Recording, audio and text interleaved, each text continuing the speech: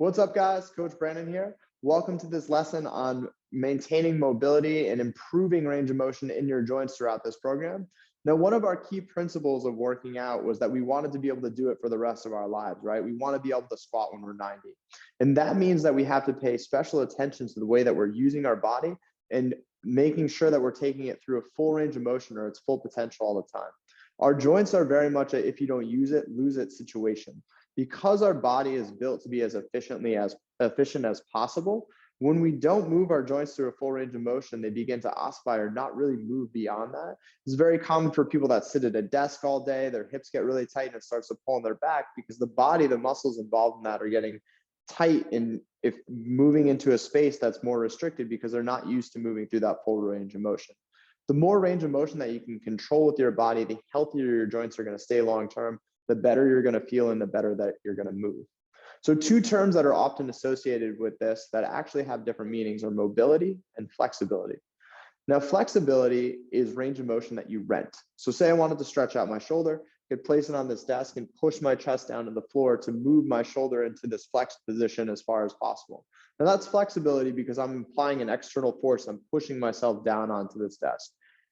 On the other side of things, in order to express the mobility of that shoulder, I can raise my arm up as high as I can here, reaching overhead. When I reach overhead like that, I'm only using the internal force in my body to move it. So that would be mobility.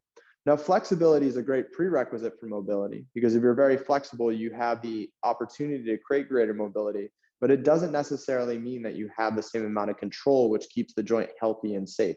So flexibility is great, mobility is better. So we want to focus on expanding mobility, and that means training it just like anything else. So there's two ways you can go about this. You can incorporate mobility training exercises into your workouts, or you can do them separately. Now, the workouts you're already doing are moving your joints through a full range of, or moving your joints through a range of motion, but it might not be a full range of motion. The shoulder does a lot more than bench press, just to let you know in case you were wondering. So we need to make sure we're also covering the rotational elements and all those pieces as well to make sure that we don't have issues down the line.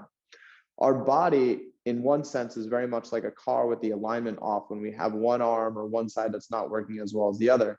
When the alignment's off on your car, you begin to wear the wheels unevenly, right? And eventually you have to replace one. Now with our body, it's the same. If we have a shoulder that's not working properly, it's going to transfer across to the other side.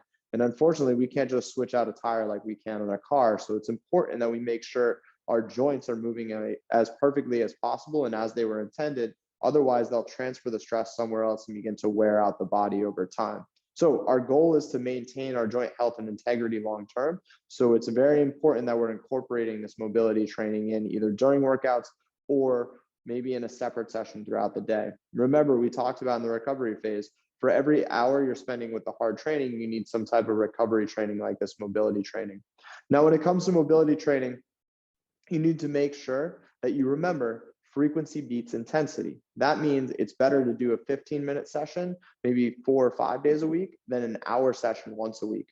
So parse that time out as you can. You can either incorporate mobility exercises into your existing workouts, you can attach them to the end or the beginning, or you can do this as a separate session. Personally, I suggest to clients that the first 15 minutes of their day, they spend doing some light mobility training to set their body up for success and get into good position. Lunchtime, if you have the space in your office or at home to do it, is great too, especially if you're in a static sitting position during the day.